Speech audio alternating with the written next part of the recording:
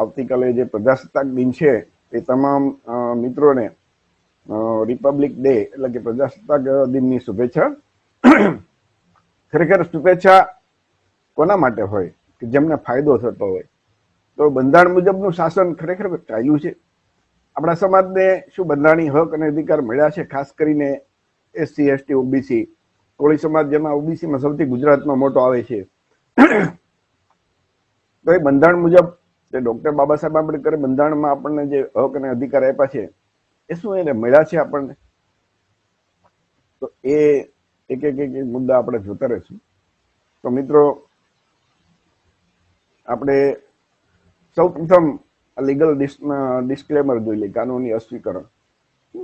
એ દરેક મિત્રો વાંચે કે ભાઈ આમાં જે બંધારણના કલમ 51 મુજબ દરેક આપણે એક વૈજ્ઞાનિક અભિગમ અપનાવવાનો છે અને દરેક વ્યક્તિને પોતાની વાત કહેવાનો એ કલમ 19 મુજબ અધિકાર છે. તો એ આપણે જોઈ લઈએ. આ ભારતનું જે બંધારણ છે ને એનું આમુખ છે. એ બંધારણનું હૃદય કહેવાય, હાર્દ જેને કહેવાય ને. તો ખરેખર આખું બંધારણ તમે ન વાંચો અને ફક્ત આટલું એનું જે આમુખ વાંચો ને, પ્રસ્તાવના, તો એ તમને સમજાઈ જશે. મિત્રો, CPP ના ભરતભાઈ, હા, નમો બધાય. અત્યારે લાઈવ ચાલે છે કાર્યક્રમ. ઓકે. તો બંધારણનું જે હૃદય છે ને એમાં તમે આપણે વાંચીએ ને એટલે એના શબ્દો ઉપરથી જ આપણને ખ્યાલ આવશે. આખું બંધારણ તમે વાંચો કે ન વાંચો, પરંતુ આ જોવાનું તો કે અમે ભારતના લોકો ભારતને સાર્વભૌમ, સમાજવાદી, પંથ નિરપેક્ષ, પેલા ધર્મ નિરપેક્ષ શબ્દ હતો, પછી ત્યાર પછી સુધારો કર્યો મોદી સરકારે અને એમાં પંથ નિરપેક્ષ લેવા, લોકશાહી, પ્રજાસત્તાક બનાવવાનું અને દેશના તમામ નાગરિકોને સામાજિક, આર્થિક, રાજકીય ન્યાય. સામાજિક ન્યાય એટલે કે દેશમાં દરેક વ્યક્તિ સમાન હોય. તો આઝાદીના આટલા વર્ષ પછી બંધારણ લાગુ થયા ને 75 વર્ષ થયા, પછી એક પણ એવું તમને ગામડું જોવા મળે છે કે જ્યાં બધા એક કોઈ જાતિ વ્યવસ્થા ન હોય, વર્ણ વ્યવસ્થા હોય, બધા એક સમાન હોય? આજની તારીખે આપણા લોકો ઘોડી ઉપર બેસે તો સવર્ણોને નથી ગમતું. જાતિ આધારિત ભેદભાવ આજની તારીખે ચાલે જ છે. તો એનો મતલબ એક એક મુદ્દા આપણે આગળ જોતા જશું.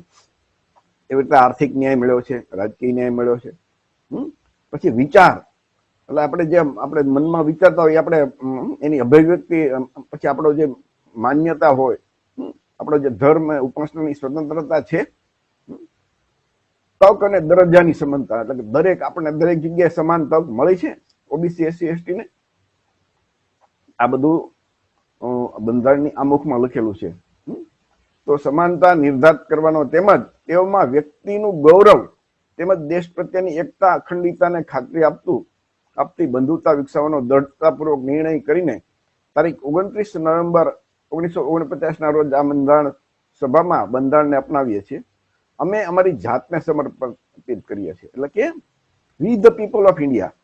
આપણે બંધારણ ખુદ બનાવ્યું અને આપણે પોતે જ આપણે જાતને આપણે સમર્પિત કરીએ છીએ.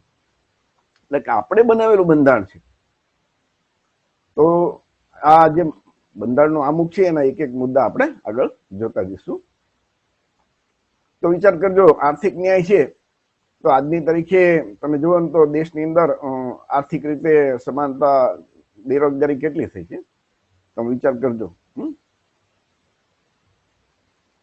એ આપણી સૌથી મોટી સમસ્યા છે ને. લોકોને જીવન જીવવા માટે આર્થિક જોઈએ ને. તો તમે જુઓ ને તો જે આપણી આરક્ષણ હતું ડોક્ટર બાબા સાહેબ આંબેડકરના કારણે જે આરક્ષણ મળ્યું OBC SC ST ને, તો એ સરકારી નોકરી મળતી હતી તો એ ખતમ કરવામાં મોટા ભાગના તમે જો ને તો એનું ખાનગીકરણ થાય છે, આઉટસોર્સિંગ થાય, કોન્ટ્રાક્ટ પદ્ધતિ આવે. રેલવે, વીમા company, airport, petroleum company, call India, BPCL, BALCO, BSNL, gun factory, bhel, આ બધી સરકારી કંપનીઓ છે એનું ખાનગીકરણ કરી નાખે. તો તો આપણી નોકરી તો ખતમ થાય તો આર્થિક ન્યાય ક્યાંથી મળવાનો? તો પ્રાઇવેટમાં તો, ખાનગીમાં તો આરક્ષણ છે નહીં, તો એ તો લોકો આપણને સારી નોકરી તો આપતા નથી. આ અનુભવ કઈ છે, તો આપણે એ પણ વિચારવાનું છે. આ આર્થિક ન્યાય મળ્યો. આઝાદીના બંધારણ લાગુ થયા અને 75 વર્ષ થયા. બંધારણમાં જે મંડળ પંચની એટલે ઓબીસી ને આરક્ષણ આપવાની જે વાત છે અને એનો જે અહેવાલ છે મંડળ પંચે આપ્યો, એ આજની તારીખે મંડળ પંચની બધી ભલામણો લાગુ નથી પડી. વિચાર કરજો. તો આ અમલ કેમ નથી થયો એ આપણે વિચારીએ. જાતિ આધારિત જનગણના છેક 1931માં થઈ. તો જાતિ આધારિત જનગણના થાય તો એસસી એસટી ઓબીસી તો માનો કે થાય છે, એસસી અને એસટી, પણ ઓબીસી ની જાતિ આધારિત વસ્તી ગણતરી નથી થતી. એટલે કે ઓબીસીમાં સૌથી મોટો જે કોળી સહિત જે બધી 100 કોળી સમાજ છે અને બાકીની 146 જ્ઞાતિ કુલ છે, તો એની વસ્તી ગણતરીના જાતિ આધારિત આંકડા હોય તો આપણે આપણા હક અને અધિકાર, બજેટમાં ભાગીદારી માંગી શકીએ ને, ઉદ્યોગમાં માંગી શકીએ, દરેક જગ્યાએ આપણે ભાગીદારી માંગી શકીએ. તો આઝાદીથી આપણી માંગ છે કે જાતિ આધારિત જનગણના અને જાતિ આધારિત સર્વે થાય.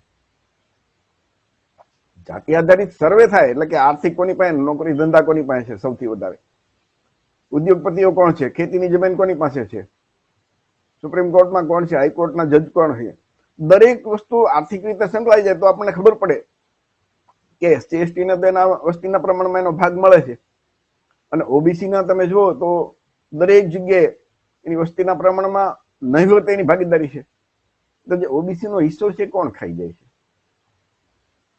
તમે ઓબીસી ના અધિકારીઓ નથી, પ્રોફેસર નથી, ન્યાયાધીશ નથી, એના વીસી નથી, ઉદ્યોગપતિ નથી. તો આ બધી વસ્તુ જાતિ આધારિત સર્વે થાય ને તો આપણને ખબર પડે અને આપણા હક અને અધિકાર માટે આપણે જાગૃત બની શકીએ. એસસી ને એસટી ને જો વસ્તીના પ્રમાણમાં આરક્ષણ મળતું હોય તો ઓબીસી ને કેમ નહીં મળે? 1931માં જે ઓબીસી ની 52% વસ્તી હતી, તો એના આધારે આજની તારીખે એને સમજો 100 વર્ષ જેવું થશે. તો એ આંકડાના આધારે આજની તારીખે 52%, 52% વસ્તી હતી અને ફક્ત મળે છે આરક્ષણ કેટલું? 27%. અને એ પણ આઝાદીના 43, 44, 45 વર્ષ પછી શરૂ થયું. તો એ આપણે વિચારવાનું છે. મંડળ પંચની જે ભલામણો બાકીની બધી, માનો કે અમલ થયો ફક્ત 2 જ ભલામણ, બાકીની બધી ભલામણ તો આજની તારીખે બાકી છે. ઓબીસી ના જે મંડળ પંચનો જે ભલામણ છે ને, એમાં એક ખેડૂતો માટે જે ગામડાની અંદર જે લોકો ખેત મજૂર છે ઓબીસી ના કે એસસી અને એસટી ના, તો એને ખેતીની જમીન મળે એના માટે ભલામણ કરેલી છે.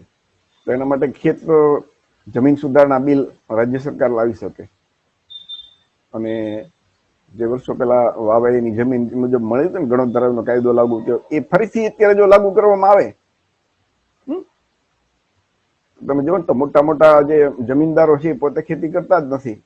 આપણા ઓબીસી એસસી અને એસટી ના લોકો તેમાં કાળી મજૂરી કરીને એનો એ જ ખેતી કરતા હોય છે, વેઠ કરે, ભાગ્યા રાખે, ભાગ્યા તરીકે. તે ગમે એટલી મહેનત કરે, ફાયદો તો એના માલિકને જ થવાનો છે. મોટા મોટા એ તો માનો કે એની પાસે ફેક્ટરી છે, બીજા ધંધા છે, નોકરી ધંધા છે, શિક્ષણ સંસ્થાઓ ચલાવે છે, ઉદ્યોગ ધંધા ચલાવે છે, તો એની પાસે જમીન પણ એની પાસે વધારે છે. તો પૈસાદાર વધારે પૈસાદાર થાય, ગરીબ વધારે ગરીબ થતા જાય.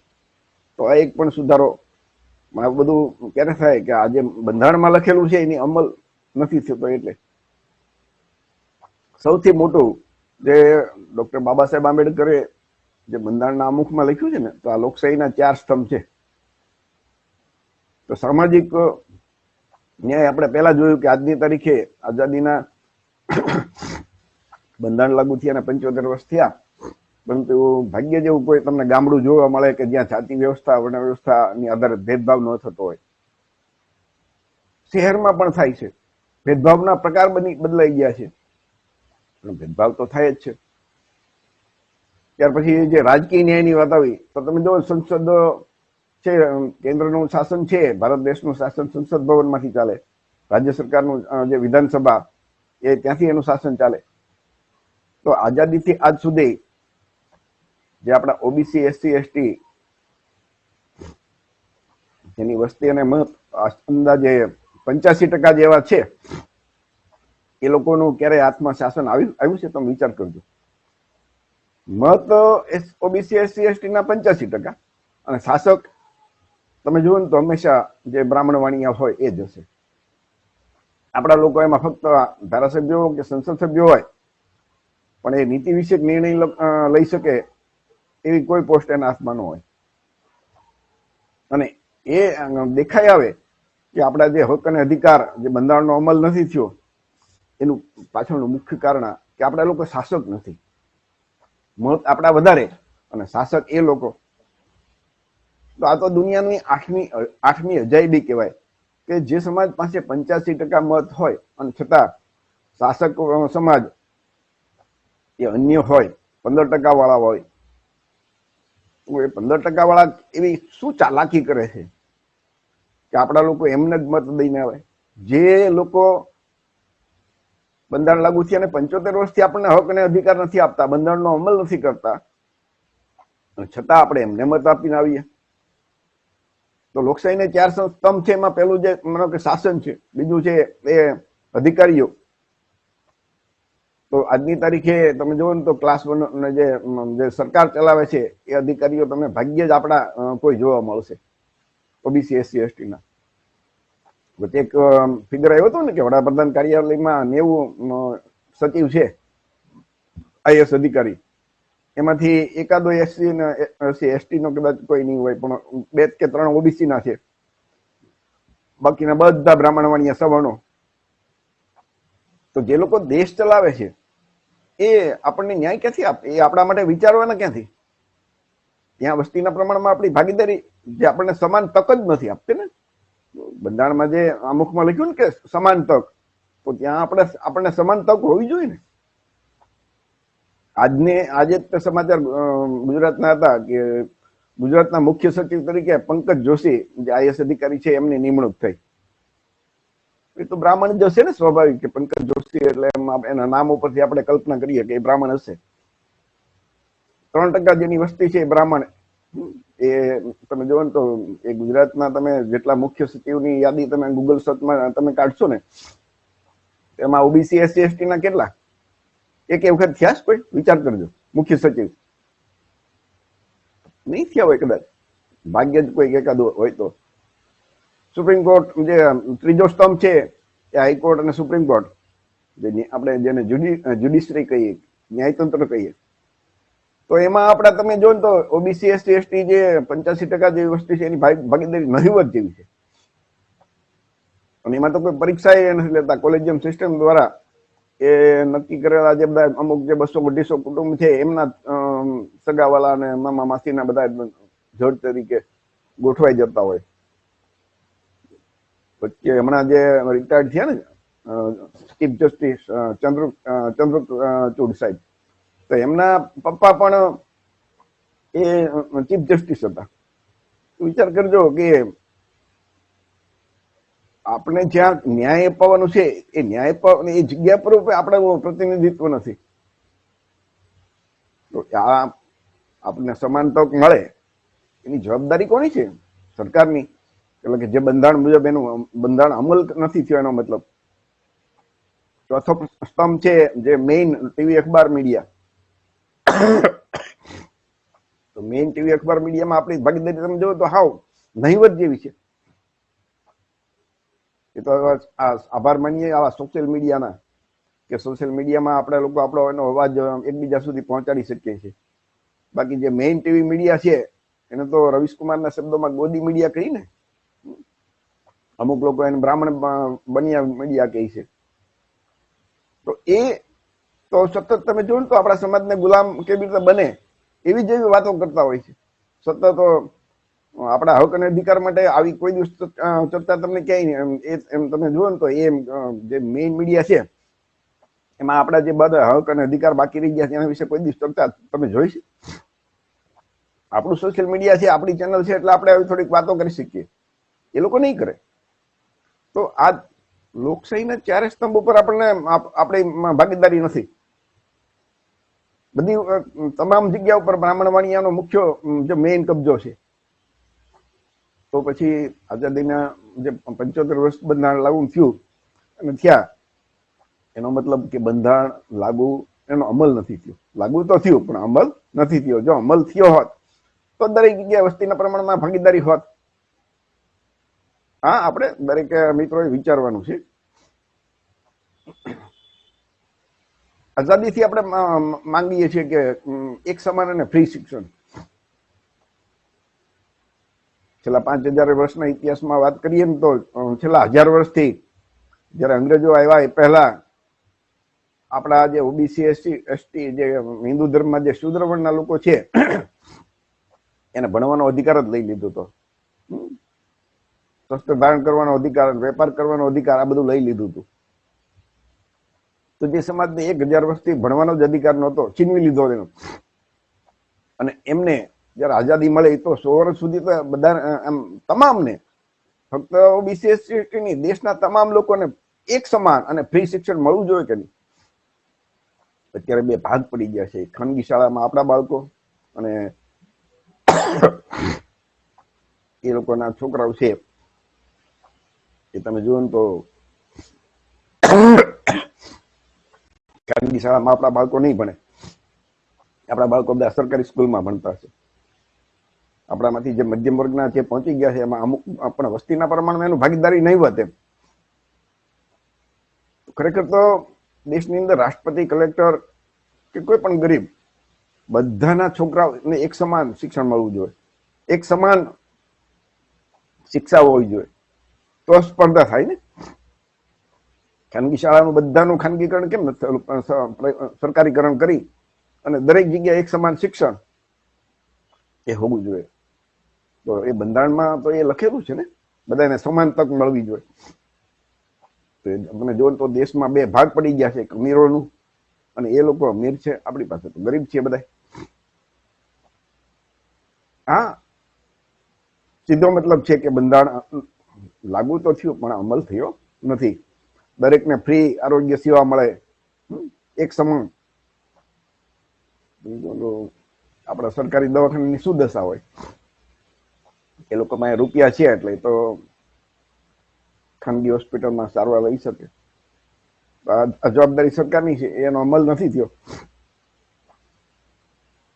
જ્યાં જ્યાં આરક્ષણ નથી ને, તમે જોજો ત્યાં આપણા લોકોની દશા બહુ ખરાબ છે. આપણે જોયું ને કે જ્યુડિશરી, ન્યાયતંત્ર, એમાં આરક્ષણ નથી તો આપણે પ્રતિનિધિત્વ નથી. એવી રીતે રાજ્યપાલ બનાવે એમાં આપણા કોઈ દિવસ તમે ઓબીસી એસટી ના રાજ્યપાલ કેટલા બન્યા છે તમે હિસ્ટ્રી જોજો, ગૂગલમાં તમને મળશે જોવા.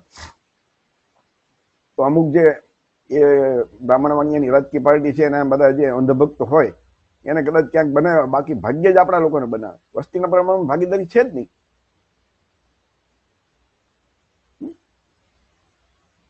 તમે વિચાર કરજો, જે યુનિવર્સિટી હોય એના વાઇસ ચાન્સેલર, વીસી, આપણે ગુજરાતની જ તમે વાત કરીએ તો ગુજરાતમાં આપણા ઓબીસી એસસી એસટી ના કુલપતિ કેટલા? એ તો રાજ્ય સરકાર નિમણૂક કરે છે. તો ભાજપ ને કોંગ્રેસ નું કે જે આમાં કોઈ દિવસ કે એને શાસન રહ્યુંમાં કે આપણા લોકોને વીસી તરીકે નિમણૂક કરી છે ખરી? આપણું પ્રતિનિધિત્વ કેટલું? આ અમલ આપણને સમાન તક નથી મળતી. જે અમુકમાં લખ્યું, બંધારણમાં લખ્યું છે, પણ આપણને નથી આ લોકો તક આપતા. આપણા જે કેન્દ્રીય યુનિવર્સિટી છે ને, કેન્દ્રીય વિશ્વવિદ્યાલય, એમાં આસિસ્ટન્ટ પ્રોફેસર ઓબીસી ના 0 હતા, એસટી એસટી ના બહુ ઓછા. તો એમાં કેવી રીતે એમ કે એ જાહેરાત આપે ને તો ન લેવા માટે NFS, નોટ ફાઉન્ડ સુટેબલ કરી એને યોગ્ય નથી મળતા એવું ઓન પેપર સાબિત કરે અને પછી એને એ સીટને જનરલમાં કન્વર્ટ કરી નાખે અને પછી એ બ્રાહ્મણ વણિયાના ભરી દે. આ ઓન પેપર આપણને દેખાય. આવે તો આપણા ઓબીસી એસસી એસટી ના ધારાસભ્યો કે સંસદ સભ્યો છે પણ એ ક્યારેય આવી આના માટે બોલતા નથી. આપણું શાસન માનો કે એ આપણા ટોટલી આપણા હાથમાં નથી, પણ ધારાસભ્યો કે સંસદીયો તો છે ને, તો એમણે દરેક એ ઓબીસી એસસી એસટી ના પ્રતિનિધિ છે અને એમની જવાબદારી છે કે પોતાની પાર્ટીમાં સરકારમાં રજૂઆત કરે અને દરેક જગ્યાએ જે બંધારણમાં આપણને જે ભાગીદારી આપી છે, પ્રતિનિધિત્વના હક આપ્યા છે ડોક્ટર બાબા સાહેબે, એનો અમલ કરાવડાવે. ધારાસભ્ય કે સંસદ સભ્યોને જયારે મળીએ તો એમ કહે છે ભાઈ અમે તો ઈચ્છીએ છીએ મળે, પણ અમે અમારા પક્ષના લોકોને મોવડી મંડળ કે સરકારને જે એમને કહી નથી શકતા, જે અમારું હાઈકમાન્ડ છે, અમે કહીએ તો અમને અમારી ટિકિટ કાપી નાખે, અમે મજબૂર છીએ. હવે આવા મજબૂર લોકોને આપણે ચૂંટીને મોકલીએ છીએ, વિચાર કરજો. તો પછી આપણી દશા આવી જ રહે કે નહીં? અમલ ક્યાંથી થાય? કેન્દ્ર સરકાર છે તમે નોકરીમાં આપણી ભાગીદારી જો ગ્રુપ એ, ગ્રુપ બી અને ગ્રુપ સી, તો એમાં આપણી ભાગીદારી બહુ ઓછી છે. એમાં ખાસ કરીને ઓબીસી ની વસ્તી તો ઓલા વસ્તી પ્રમાણમાં હાવ નહિવત ભાગીદારી છે. ભારતમાં પહેલી વખત જાતિ આઝાદી પછી બિહારમાં જાતિ આધારિત સર્વે થયો અને એમાં આંકડા જે આવ્યા એ ચોંકાવનારા છે કે ઓબીસી ની વસ્તી 63%, અને ગુજરાતમાં જો જાતિ આધારિત સર્વે થાય, વસ્તી ગણતરી થાય તો ઓબીસી ની વસ્તી 65% જેટલી થશે. તો 65% વસ્તી અને એની તમે ભાગીદારી જુઓ ને તો માંડ 7-8% હશે. તો એનો મતલબ આરક્ષણ તમે જુઓ તો 27%. 65% વસ્તીને ખાલી 27% આરક્ષણ, તો કેટલો હળાળ અન્યાય. તો ઓબીસી ના સંસદ સભ્યો, ધારાસભ્યો બોલે છે એક શબ્દ? એમને કહીએ તો એ કે ભાઈ અમે બોલશું તો અમારે ટિકિટ કપાઈ જાય. એટલે આવી દશા છે. તો મતલબ કે બંધારણમાં તો બાબા સાહેબે લખ્યું છે, લાગુ થયું બંધારણ, પણ અમલ થયો નથી. વિદેશ કચેરી છે, આમાં જો માનો કે ક્યાંય આરક્ષણ નથી તો આપણે વિદેશ કચેરી જઈએ અને આપણે જાય હોય કે આપણે ફોરેન એલચી તરીકે ક્યાંય આપણા ઓબીસી એસસી એસટી કોળી સમાજના લોકોને જોયો છે તમે? નહીં જોવા મળે. હા, આપણે સમજવાનું છે. બોર્ડ નિગમ હોય, ભારત સરકારનો હોય કે ગુજરાત સરકારનો, એમાં આપણા લોકો ભાગ્યે જ હોય. તમે જોજો, વસ્તીના પ્રમાણમાં ભાગીદારી ક્યાંય નહીં મળે. રાજ્યસભાના સંસદ સભ્ય છે એમાં આરક્ષણ નથી એસસી એસટી માટે, ઓબીસી માટે તો ક્યાંય નથી, એટલે સવાલ નથી. સંસદમાં કે ધારાસભામાં પણ નથી, પણ રાજ્યસભામાં એસસી માટે પણ નથી. તો તમે જોવો ને તો ભાગ્યે જ આપણા લોકોને બનાવે. આપણે ગુજરાતની જ વાત કરીએ તો ગુજરાત બન્યું ત્યારથી તમે એ ગૂગલની અંદર એનું આખું લિસ્ટ છે, વિકીપીડિયામાં. કોંગ્રેસે ક્યારેય કોળી ઓબીસી એસસી એસટી ના તમે જોવો ને તો ભાગ્યે જ કોક બનાવે. ભાજપે એવું જ છે. તો જ્યાં જ્યાં આરક્ષણ નથી ને એ આપણા લોકોને પૂરેપૂરા કાપી નાખે. આ તો ઠીક છે, આરક્ષણ છે એટલે આપવું પડે એટલે ફરજિયાત લે છે. તો રાજ્યસભાના સાંસદ જનરલ જે સંસદ સભ્યો એની ટર્મ 5 વર્ષની છે, અને રાજ્યસભામાં જે સંસદ તરીકે ચૂંટાઈ જાય, 1 રૂપિયાનો ખર્ચો નહીં, ધારાસભ્ય ચૂંટીને મોકલે, એને 6 વર્ષની મુદત છે એની, અને એમને એટલી ગ્રાન્ટ ને એટલા જ હક અધિકાર પેલા જેટલા છે, એમાં એટલા જ પાવર છે. તો જ્યાં લોકસભામાં કે રાજ્યસભામાં આપણા માટે કોઈ બોલવા વાળું જ નથી, તો અમલ ક્યાંથી થાય? ડાયરેક્ટ વચ્ચે આ લોકોએ જે મોદી સરકારે ડાયરેક્ટ સચિવની ભરતી કરી, સમાચાર છે, તો બધા બ્રાહ્મણ વાણિયાને લઈ લીધા. એ સિનિયર ઓફિસર છે, 15 વર્ષ આઈએએસ ની નોકરી કરે ને પછી સચિવ તરીકે ભરતી થાય, તો કોઈ પરીક્ષા નહીં, કોઈ આઈએસ અધિકારી નહીં, ડાયરેક્ટ એમના જે બધા મામા માસીના સગાવાળા કે આરએસએસ વાળા કે ટૂંકમાં એના જાણીતાને બધાને ભરી લીધા. આ તો બંધારણમાં જોગવાઈ જ નથી ને, બંધારણ વિરુદ્ધ કહેવાય. અમલ તો વાત કરવાની દૂર, પણ બંધારણની વિરુદ્ધમાં કામ કરે, અને છતાં આપણા સંસદ સભ્યો જો ન બોલે કે ધારાસભ્યો ન બોલે તો આપણી દશા કેવી થાય? કે અત્યારે ઓબીસી એસસી એસટી સામાજિક, શૈક્ષણિક, આર્થિક અને રાજકીય રીતે પાછળ છે. સમાજ બધી રીતે એમ કહીને કે મુશ્કેલીઓ ભોગવે છે. તેનું કારણ શું? તો કે બંધારણનો અમલ નથી થયો. આ એક ગુજરાતનો આ નીચા કોટડાનો એક પ્રસંગ હતો કે મહિલાઓને અને યુવાનોને ઢોરમાં પોલીસે માર્યો હતો. લોકશાહી સરકાર હોય એમાં પોલીસ સમાજના મોટા ભાગના હતા આ લોકો. નીચા કોટડા માઇનિંગ વિરુદ્ધ આંદોલન કરતા હતા. એટલે તો આંદોલન કરવું એ તો એ હક છે ને બંધારણી. 91 જેટલા આ લોકોએ ને બધા મહિલાઓને પણ ખૂબ ઢોરમાં માર્યો હતો. તો ધારાસભ્ય કોળીના, મંત્રી કોળીના બને અને છતાં મારે કોળી નથી ખાવાનો, તો એનો મતલબ છે કે એ ત્યાં એની પરિસ્થિતિ ગુલામ જેવી છે, ધારાસભ્ય કે સંસદ સભ્ય કે મંત્રીઓની. નહીતર આ દશા કેમ થાય? હમણાં જે તમે જોયું ને ત્યાં વિછ્યા થોરિયાળી ગામે કોળી સમાજનો જ યુવાનનો એક મૃત્યુ થાય છે. એમણે લેન્ડ ગ્રેબિંગની અરજી કરેલી, એટલે સામેનો કોઈ જાતિ કે એની વાત નથી કરતા આપણે, પણ સવાલ એ છે કે જે કામ સરકારે કરવું જોઈએ એ ભાઈ ઘનશ્યામભાઈએ કર્યું અને એને એની હત્યા થાય છે. હત્યા થાય છે એટલે પછી સ્વાભાવિક છે કે રોષ તો ભરાય જ ને લોકોને. સરકાર કામ ન કરે, પોલીસ તંત્ર કામ ન કરે તો લોકો રોષમાં, તો એ લોકોની એમના 85-86 જણાને ફિટ કરી દીધા. સ્વાભાવિક છે કે ભાઈ આટલું બધું ટોળું હોય એમાંથી કોઈ તો કાંકરી ચાળો કરે, પણ એ કઈ કોઈ ગુંડા કે આતંકવાદીઓ નહોતા. એની પાછળનું શું કારણ છે, રીઝન છે, એ નથી જોતા પોલીસ વાળા કે આવું બન્યું શા માટે. પોલીસનો તો શા માટે કાયદોની વ્યવસ્થા બગડવા દીધી? તો એ તમે જુઓ ને તો જે પીડિત છે એના જ પાસે એના 86 જણા. નહીં તો ગઈકાલે સમાચાર હતું ભાઈ એમને બધાને જામીન મળવાને શરૂ થઈ ગયા છે, જામીન મળ્યા છે. કહેવાનો મતલબ માનની કાશીરામ સાહેબના શબ્દો યાદ આવે છે કે શાસક સમાજ હોય ને એને કોઈ દી માર ખાવાનો વારો નહીં આવે. એનો મતલબ ભલે ગુજરાતમાં સૌથી મોટી વસ્તી કોળી સમાજની હોય 35-40%, પણ એ શાસક સમાજ નથી. શાસક સમાજ હોત ને તો એને મારે ખાવાનો વારો ન આવે. ધારાસભ્યો, સંસદ સભ્યો છે, પણ એ કહેવા પૂરતા. ખેતર કે વાડીમાં ઓલો ચાડીઓ હોય ને એની જેવું, એની કોઈ ખાલી આંગળી ઊંચી કરવા વાળા. મિત્ર આ શક્ય જ ન બને. ક્લાસ 1 અને 2 ના જે મૌખિક ઇન્ટરવ્યુ તમે જોયું તો એમાં આપણા જે ઓબીસી, એસસી, એસટી ના જે ઉમેદવારો હોય ને એને આ લોકો મૌખિકમાં ખૂબ જ અન્યાય કરે અને ઓન પેપર તમને ખબર પડે. ઇન્ટરવ્યુ લેવા વાળા બધા સવર્ણો બેઠા હોય, બ્રાહ્મણ મણિયા ખાસ કરીને બેઠા હોય. તો આ આપણે વિચારવાનું છે મિત્રો કે સમાન તક નથી મળતી આપણને.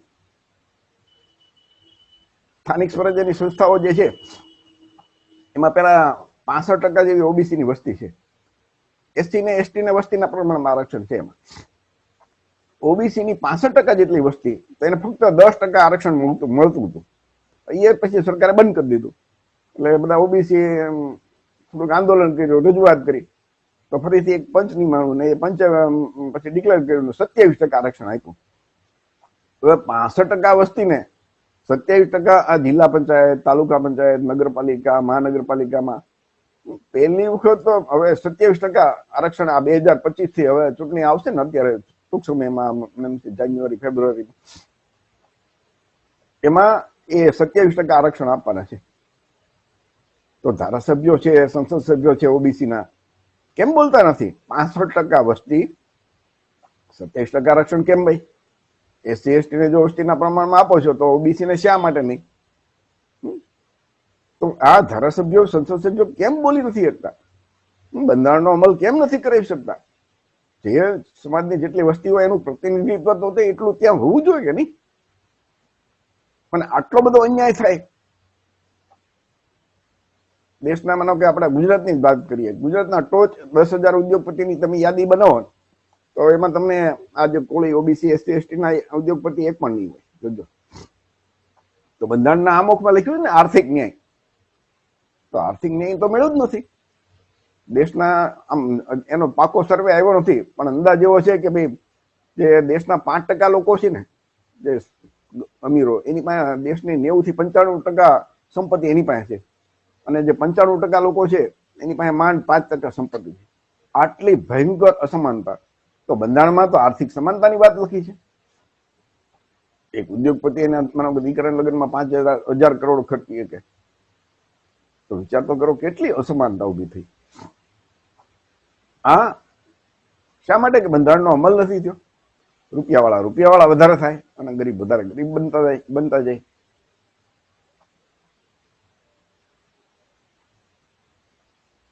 રાજકીય ન્યાય નથી મળ્યો તો આપણે જોયું કે ભાઈ સંસદ અને સચિવાલયમાં આપણો જે વસ્તીના પ્રમાણમાં આપણે તમે જોયું તો કેબિનેટ મંત્રી નથી બનતા, અને ખાસ કરીને જે કી પોસ્ટ હોય, મુખ્ય મંત્રાલય હોય, તો હંમેશા તમે જોજો ને બ્રાહ્મણવાણીના હાથમાં મોટા ભાગના હોય. ભાગ્યે જ કોઈક ઓબીસી એસસી એસટી ના હોય, તો એ પણ છતાં નીતિ વિશે નિર્ણય લઈ શકે એવી પરિસ્થિતિમાં હોતા જ નથી. આપણે ગુજરાતની જ વાત કરીએ તો અત્યારે જે કેન્દ્ર સરકાર છે, એ કેન્દ્ર સરકારની અંદર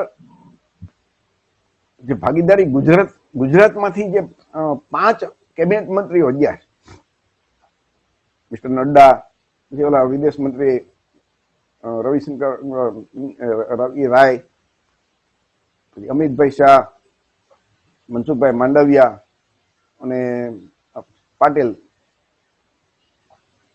તો એ 5 કેબિનેટ મંત્રી તમે જુઓ ને તો સવર્ણોના. 65% ઓબીસી નો એક પણ કેબિનેટ મંત્રી નહીં, 7.5% એસટી નો એક પણ કેબિનેટ મંત્રી નહીં, 14% આદિવાસી નો એક પણ કેબિનેટ મંત્રી નહીં, 10-12% એટલે 13%, 14% જે મુસ્લિમ સમાજ લઘુમતી હશે સમાજ, એનો પણ એક પણ મંત્રી નહીં. ફક્ત ઓબીસી નો એક રાજ્ય સરકારના મંત્રી છે, અને એ પણ એની પાસે સ્વતંત્ર હવાલો નથી. એની ઉપર તો કેબિનેટ મંત્રી છે, એ ફક્ત શોભાના ગાંઠિયા જેવો મંત્રી કહેવાય. એની પાસે કોઈ એ કેબિનેટ મિટિંગમાં ભાગ ન લઈ શકે. તો એનો મતલબ આપણી જે ભાગીદારી હોવી જોઈએ ને, સામાજિક રાજકીય ન્યાય, એ નથી મળ્યો. બંધારણનો અમલ નથી થતો.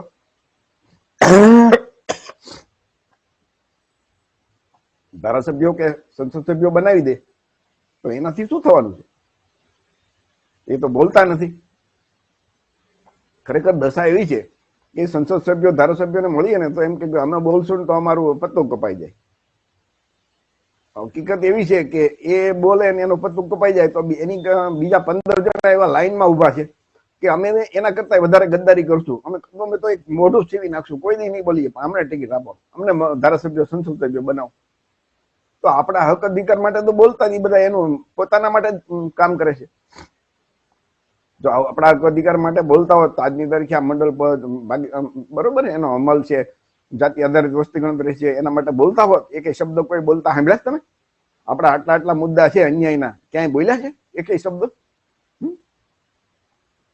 સૌથી ભયંકર અન્યાય આપણે શું થયો?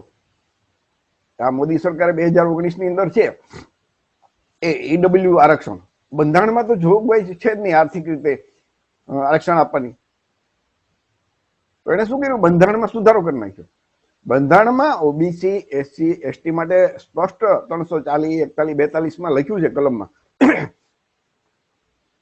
કે એ પંચ બનાવવાનો કેવી રીતે કરવાનો, અને પછી 15(4) અને કલમ 15(4) અને 16(4) માં લખ્યું છે કે જે સમાજની વસ્તી નથી અને એ વસ્તી વધારે છે તો એનું પ્રતિનિધિત્વ સરકારમાં નથી, એટલે કે નોકરીઓમાં નથી, તો એ પ્રતિનિધિત્વ આપવા માટે થઈને આરક્ષણ આપવામાં આવ્યું છે. જો ઓબીસી એસસી એસટી નું પ્રતિનિધિત્વ સરકારી નોકરીમાં આઝાદીની સમયે એની વસ્તીના પ્રમાણમાં લગભગ આમ ઇક્વલ જેવું હોત તો આરક્ષણની કોઈ વ્યવસ્થા જ ન બને. પણ ઓબીસી એસસી એસટી, ઓબીસીમાં કોઈ પણ આવી જાય તો એમનું પ્રતિનિધિત્વ નહોતું, એટલે બાબા સાહેબ અનામતની આરક્ષણની વ્યવસ્થા કરી. હવે ઈડબ્લ્યુ આરક્ષણ, ઈડબ્લ્યુએસ જે સવર્ણોનું છે, જેને સુદામ આરક્ષણ કહી શકાય, તો એ લોકોનું સવર્ણોનું તો પ્રતિનિધિત્વ નોકરીઓમાં એની વસ્તી કરતા ક્યાંક 3 ગણું છે, ક્યાંક 4 ગણું છે, ક્યાંક 5 ગણું છે, ક્યાંક 6 ગણું છે, ક્યાંક 10 ગણું છે. તો વસ્તી કરતા આરક્ષણ એનું ટૂંકમાં એનું પ્રતિનિધિત્વ છે જ. તો જેનું પ્રતિનિધિત્વ છે એમને કેવી રીતે આરક્ષણ તમે આપી શકો? પણ એ તો આ બ્રાહ્મણ મણિયાની સરકાર છે, અને ફક્ત 3 દિવસમાં ઓબીસી ને આરક્ષણ મળતા 43, 44, 45 વર્ષ લાગ્યા. વિચાર કરજો. અને બ્રાહ્મણ વણિયાની સરકારે સવર્ણોને જે જનરલ કેટેગરીને આપણે જે કહીને કે જે ઓબીસી એસસી એસટીમાં ન આવતા હોય એવા તમામ લોકોને ફક્ત 3 દિવસમાં લોકસભા અને રાજ્યસભામાં બિલ પાસ કરીને બંધારણમાં સુધારો કરીને આરક્ષણ આપી દીધું. વિચાર કરજો. તો બિહારમાં જે જાતિ આધારિત વસ્તી ગણતરી થઈ, સર્વે થયો, એમાં સવર્ણોની વસ્તી આવી કેટલી? 15%. તો ઈડબ્લ્યુએસ આરક્ષણ કોને આપ્યું? કે જેની આવક 8 લાખથી ઓછી હોય. તો માનો કે 15%માંથી 50% ગરીબ લોકો બસે, જનરલ જે સવર્ણો, એટલે 7.5% આપણે ગણીએ. તો એ 7.5% ગરીબોને, સવર્ણ ગરીબોને સવર્ણોની સરકારે 10% આરક્ષણ આપી દીધું. બંધારણમાં જોગવાઈ નહોતી તો બંધારણમાં સુધારો કરીને. અને 65% જેવો ઓબીસી સમાજ છે એને 27% આરક્ષણ જ મળે છે 43 વર્ષ પછી. તો એના માટે કોઈ એક શબ્દ બોલતું નથી. નથી ધારાસભ્યો બોલતા, નથી સંસદ સભ્યો બોલતા, નથી ઓબીસીના, એસસીના, એસટીના જે જિલ્લા પંચાયત સદસ્ય, તાલુકા સદસ્ય, સરપંચ કે જિલ્લા પ્રમુખ કે પાના પ્રમુખ, કોઈ બોલતું નથી એકે શબ્દ. મતલબ શું? તો એ બંધારણનો અમલ નથી, બંધારણના વિરુદ્ધ અમલ કરે અને છતાં પણ આ લોકો બોલે નહીં. વિચાર તો કરો તમે. આટલો ભયંકર અન્યાય અને બંધારણ વિરોધી એ તો હાવ કોઈ ગુલામ પ્રજા હોય એ સહન ન કરી શકે.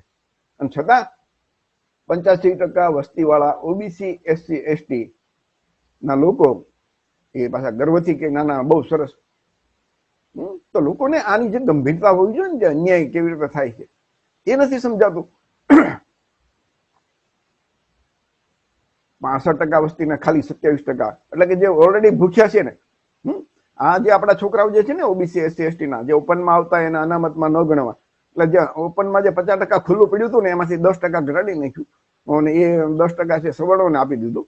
એટલે આપણા ઓબીસી એસસી એસટી ના છોકરાના ભાગમાં જે થોડુંક વધારાનું આવતું હતું, એટલે ટૂંકમાં એક તો ભૂખ્યા છે ઓબીસી ના છોકરા, એ ભૂખ્યાના મોઢામાંથી એક કોળિયો આંચકી લીધો અને એ સવર્ણોના છોકરાઓ જે ધરાયેલા છે એના મોઢામાં આપી દીધો. આડકતરી રીતે આપણે એવી રીતે કહી શકીએ કે જેનું પ્રતિનિધિત્વ તો છે જ. ખાનગીમાં તો આપણને નોકરી આપતા નથી, આરક્ષણ છે નહીં.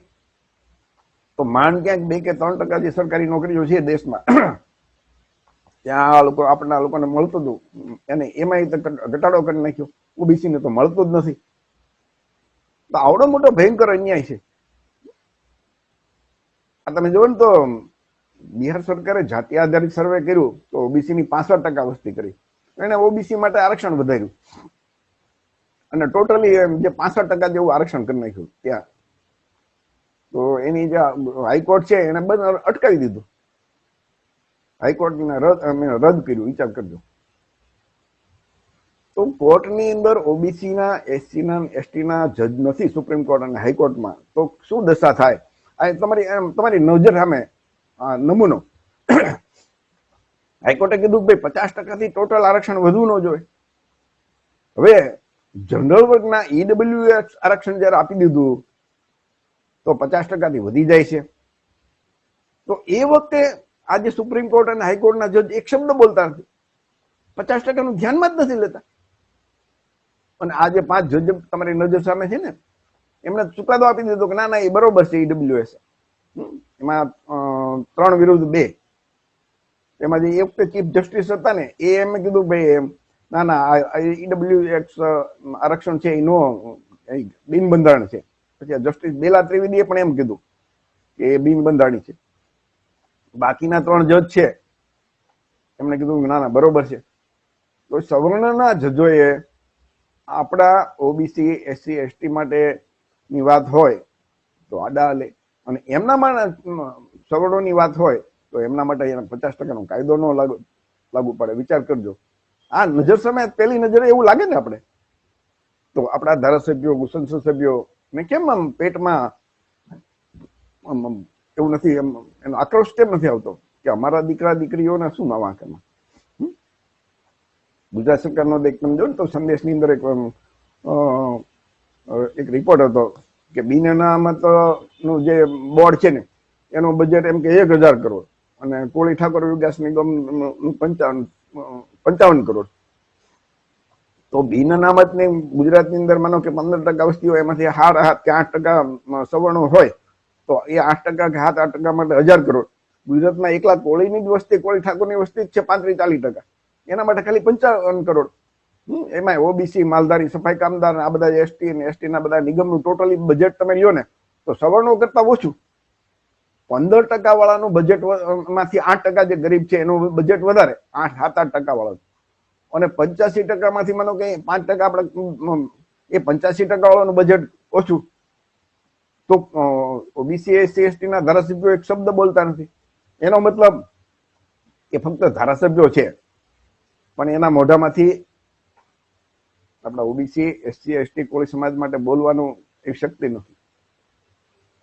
એ ફક્ત આંગળી ઊંચી કરવા માટે. તો એ ખરેખર આપણા પ્રતિનિધિ તરીકે ત્યાં નથી બેઠા, તો જે તે સરકારના પ્રતિનિધિ તરીકે બેઠા છે, જે તે પાર્ટીના. તો આ તમે જુઓ ને, તો તમે અનુભવ કરજો કે જ્યાં આરક્ષણ નથી ને ત્યાં આપણી નિયુક્તિ નહીં થાય. આરક્ષણ હોય તો ફરજિયાત લેવા પડે. આરક્ષણના કારણે આપણે લેવા પડે ને ત્યાં લે, અને એ તો પોસ્ટિંગ એવું આપે કે એ મુખ્ય પોસ્ટિંગ કી પોસ્ટ હોય ને ત્યાં ઓછું એવું આપણે લોકોનું ભાગ્યે જ પોસ્ટિંગ આપે. અને વાત કરે પાછા એમ કે એક હે તો સેફ હે. આમાં એક જેવી ક્યાં વાત આવી? હિન્દુ કરીને ઓબીસી ના, એસસી ના, એસટી ના મત લઈ લેવાના, અને સત્તા આવે એટલે તમામ સારી ઉપરથી લોકો ગોઠવાઈ જાય બધા બ્રાહ્મણ વાણીએ, ત્યાંથી 5% વાળા. વિચાર કરજો. તો હવે આપણી જે કઈ આ તો માનો કે થોડાક નમૂના છે અન્યાયના, કે બંધારણ નથી લાગુ કરીને થયું એના કારણે કેટલા આપણા કેટલા હક અને અધિકાર છીનવાય છે. આ તમામ જે હક અને અધિકાર છીનવાઈ જાય છે, મને નથી મળતા, તો એના માટે ક્યાંય મુસ્લિમ સમાજ જવાબદાર ખરો? આપણે જે ઓબીસી, એસસી, એસટી ના વિકાસમાં યોજના કોઈ પણ બનાવે કે આપણને હક અધિકાર આપે, તો એનો મુસ્લિમ સમાજે ક્યાંય વિરોધ કર્યો છે ખરો? ઓબીસીમાં તો ખુદ મુસ્લિમ સમાજની ઘણી જ્ઞાતિ ઓબીસીમાં જ આવે છે. તો ઓબીસી, એસસી, એસટી ના જે અંધભક્તોને સતત એવું સમજાવવામાં આવે કે આ મુસ્લિમો ના કારણે મુસ્લિમો આપણા વિરોધી છે, એ આમ છે. મુસ્લિમ સમાજ તો ક્યાંય આડો આવતો જ નથી, તો સવર્ણો જ આડા આવે છે બધા. તો આપણો દુશ્મન કોણ છે અથવા તો આપણા વિરોધ કોણ કરે છે એ આપણા લોકોને નથી ખબર. વિચારજો મિત્રો. આ બધી સમસ્યાઓ છે, બંધારણ લાગુ નથી અમલ થયો એને એટલા માટે આપણા મનમાં થાય ને કે ભાઈ આટલી સમસ્યા આપણે રોયા કરશું તો ક્યાં સુધી ઉપાય શું? ઉપાય પણ વિચારવો પડે ને. તો એ માનની કાશીરામ સાહેબના શબ્દો યાદ આવે છે કે ન્યાય જોવે ને તો શાસક બનો. આપણા ધારાસભ્યો કે સંસદ સભ્યો નથી બનાવવાના, સત્તા હોવી જોઈએ. એની પાસે સત્તા તો છે નહીં. તો આપણા મત જ 75 થી 85% હોય, અને શાસન કરતા સવર્ણો હોય, અને એ લોકોનો 75 વર્ષનો અનુભવ કહે છે કે આપણે હક અને અધિકાર નથી આપ્યા, બંધારણનો પૂરો અમલ નથી કરતા. તો એક વખત ભૂલ થાય, 2 વખત થાય, પણ વારંવાર તો ભૂલ ન કરાય ને. શ્રીરામ સાહેબના શબ્દો છે કે જે સમાજને મફતનું ખાવાની આદત પડી જાય તે સમાજ ક્રાંતિ ન કરી શકે, અને ક્રાંતિ ન કરી શકે એટલે શાસક ના બની શકે. તો જે શાસક નથી ને એની બેન બેટી સુરક્ષિત નથી રહેતી, અને એને માર ખાવાનો વારો આવે છે. મત આપણા વધારે તો શાસન સવર્ણો શા માટે? આપણો પક્ષ, આપણા નેતા હોવા જોઈએ, તો હક અને અધિકાર આપણે લઈ શકીએ. ભીખ માંગવાથી ન મળે. અધિકાર, હક એ ભીખ માંગવાથી ન મળે. રેલી, ધરણા, આવેદનપત્ર, એક તો એને પેલા ચૂંટીને મોકલીએ, અને પછી એની પાસે ભીખ માંગવાની. તમે વિચાર તો કરો. ડોક્ટર બાબા સાહેબ આંબેડકરે આપણને જે સૌથી મોટો હક અને અધિકાર આપ્યો ને, મતનો અધિકાર. અને એ મતનો અધિકાર આપણને રાજા બનવા માટે આપ્યો, બીજાને રાજા બનાવવા માટે નહોતો આપ્યો. બાબા સાહેબે આપણને એ લોકો આપણા સમાજને એ વખતે કીધું ભાઈ તમારી દિવાલ ઉપર લખી નાખો કે અમે શાસક સમાજ છીએ, પણ આપણે દિવાલ ઉપર લખી નાખ્યું કે અમે બ્રાહ્મણ વણિયાને શાસક બનાવશું. વિચાર કરજો. તો આ બહુ વિચારવા જેવું છે કે આપણા લોકો ખુદ શાસક બનવાના બદલે બ્રાહ્મણ વણિયાને શાસક બનાવે. મહાભારતની કાલ્પનિક પૌરાણિક કથા છે. દ્રોણાચાર્ય એકલવ્ય અંગૂઠો કાપી નાખ્યો.